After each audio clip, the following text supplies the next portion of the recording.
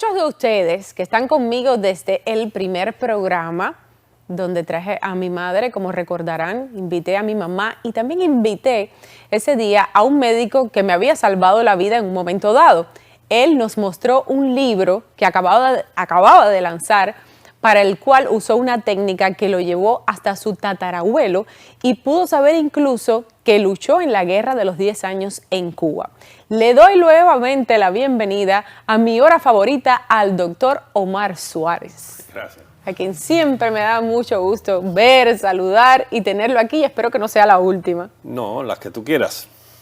Sí. Aquella vez viniste con este libro, que bueno, muchos de ustedes llamaron, otros se los ganaron en aquel momento. Esto fue un boom después que viniste aquí, porque gustó muchísimo el libro, me encanta. Yo les hablaba mucho del libro, El abuelo de mi abuelo, y precisamente se llama El abuelo de mi abuelo porque tú hasta allá llegaste. Sí. Y hoy estamos hablando sobre este tema, cómo viajar al pasado sin una máquina del tiempo. ¿Cómo lo hiciste tú? Bueno, cuéntame mira, un poco. yo quise hacerme ciudadano español.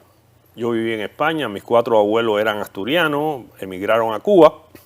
Y entonces pedí la fe de bautismo de mi abuelo paterno, Benjamín Suárez. Y ahí me sorprendí, porque la fe de bautismo da mucha información de tus antepasados. El nombre de mi abuelo, su mamá, su papá, sus abuelos. Mi abuelo nace en 1878. Y yo me doy cuenta que en esa fe de bautismo, cuando se refieren al abuelo de él, es decir, el abuelo de mi abuelo, por eso es el título que viene siendo mi tatarabuelo, se encontraba ausente en la isla de Cuba. Y yo me quedé en shock, porque nadie en la familia nunca había hablado que un tatarabuelo mío hubiese viajado a Cuba, hubiese emigrado a Cuba. Sabíamos de los 4 abuelos, pero del tatarabuelo. Y yo me pregunté, ¿qué hacía mi tatarabuelo en plena guerra a los 10 años en Cuba? Esa fue una pregunta que me surgió desde que vi la fe de bautismo. Y se me ocurrió escribir esta novela. Se me ocurrió crear un personaje ficticio sobre ese tatarabuelo mío. Yo no sé exactamente qué hacía en Cuba, pero creé una historia y un personaje ficticio sobre ese tatarabuelo mío que se llamaba Manuel Barrera. Ajá.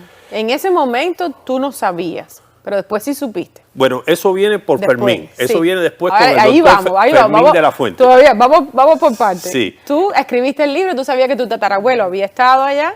Sí. Y te creaste una historia. Una historia que tiene un misterio relacionado con ese personaje que yo creé. Y es magnífico la historia. Que tiene que ver con la guerra de independencia y tiene que ver con la historia de Cuba. Entonces, yo terminé de escribir ese libro. Bueno, si quieren saber el misterio, hay que leerse el libro y llegar al final. El libro tiene una gran sorpresa al final. Sí, es una sorpresa relacionada con ese personaje que yo creé.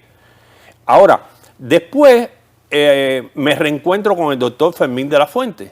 Pero ¿cómo tú te dices te reencuentras porque ya se conocían? ¿O tú pensaste en Fermín de la Fuente en algún momento para que te ayudara? No, yo no sabía dónde estaba. ¿Ya tú habías escrito el libro? Yo había escrito el libro y yo no sabía nada del doctor Fermín de la Fuente. Él es amigo mío de la secundaria básica, José María Heredia en Santo Suárez. Y él siempre fue una persona muy brillante y me entero que, o sea, era físico, estudió física y se hizo doctor en física. Y después me entero por él, cuando me reencuentro con él, que él se había dedicado a la ciencia de la genealogía. Y le digo, Fermín, vamos a hacer un árbol genealógico de mi familia porque tengo mucha información. Y él empezó a trabajar en el árbol genealógico de mi familia. Cuando Fermín entra en ese mundo, es como si viajara al pasado, como tú dices. Es una máquina del tiempo que va al pasado. Inclusive para mí viaja a otras dimensiones, porque se encuentra con familiares muertos, empieza a investigar. Y en esas investigaciones que hace Fermín, se encuentra a un Manuel Barrera, español, comandante del ejército Mambí, bajo las órdenes de Máximo Gómez. ¿Y aparece tu tatarabuelo otra vez? Parece que es mi tatarabuelo, él lo está investigando, pero es muy raro que un Manuel Barrera, español, peleando al lado de las tropas de Máximo Gómez. Y entonces, si esta historia que descubre Fermín, la verdadera historia, tiene que ver con el final de mi libro, no lo voy a decir. A lo mejor coincide, no lo podemos decir. A lo mejor coincide y a lo mejor no. Pero pudiera ser.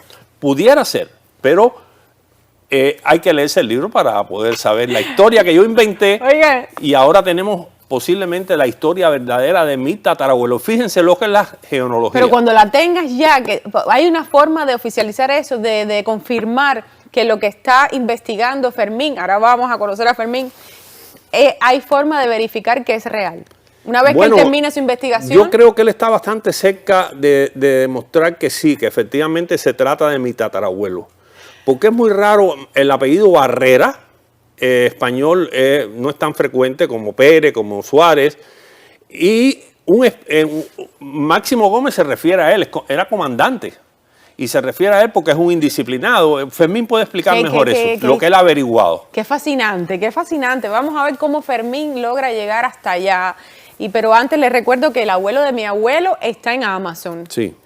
Y que es un libro fascinante, una historia que los va a enganchar muchísimo. Perdón. Como a mí, y en Asturias, que fuiste a parar con tus familiares. Sí, fui en octubre a presentar el libro donde nació mi abuelo. Y se reunieron muchos familiares lejanos míos y personas que iban a ver el libro. Y es un homenaje. Este libro tiene que ver mucho con inmigración. Por eso cualquiera que nos esté viendo, seguro que es inmigrante, la mayoría, y se puede ver muy reflejado en ese libro. Y realmente es un homenaje también a mis abuelos y a Pravia, que fue donde nació mi abuelo.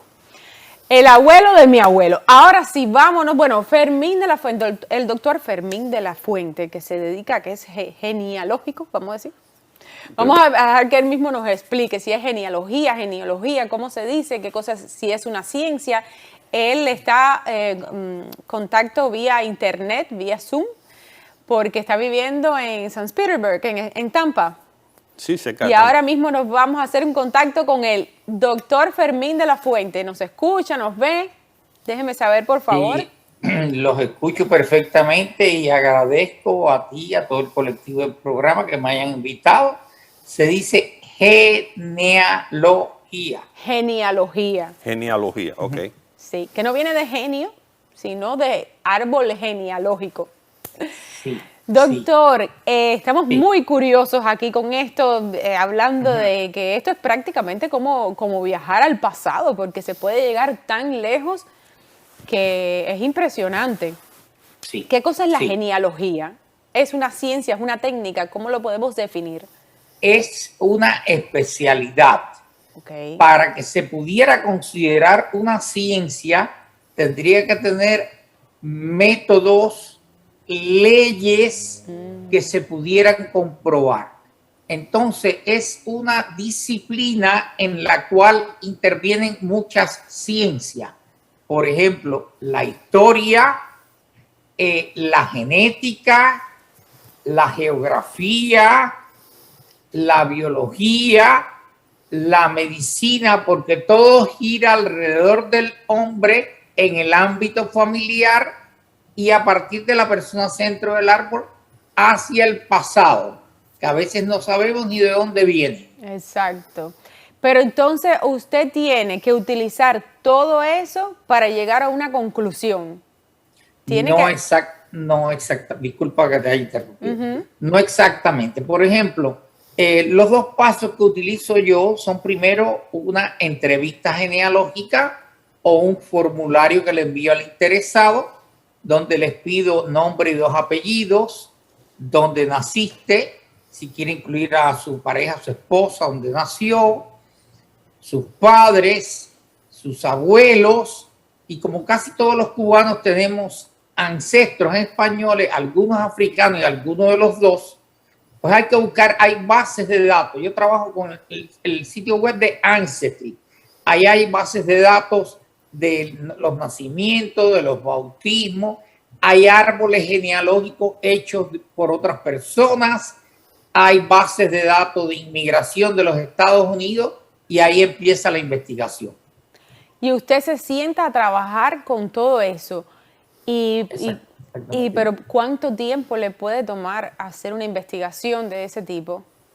Por ejemplo, yo considero que yo he completado mi árbol genealógico. Yo empecé a los 16 años, cumplo 70 este año. Yo entrevisté a mis abuelos, a un bisabuelo que tuve y tengo notas manuscritas de las entrevistas que le hacía. Porque hay una serie de datos que no están documentados en ningún lugar. Exacto. Por ejemplo, vamos a hacer una pausa. Vamos a hacer una pausa para que me siga contando cómo es que se hace esto y cómo todos nosotros tenemos la posibilidad, si queremos, de llegar a conocer nuestros ancestros y hasta dónde podemos llegar. Ya yo tengo un paso adelantado. Ahora les voy a contar cuando regresemos. Usted, cuénteme, 305-396-1454. ¿Ha tenido esta curiosidad alguna vez en la vida? ¿Lo ha hecho? ¿Ha podido hacer su árbol genealógico? ¿Cómo lo ha hecho? También existen pruebas de ADN que ayudan y ahora el doctor Fermín de la Fuente nos explicará cuando regresemos de la pausa. 305-396-1454. Ya volvemos.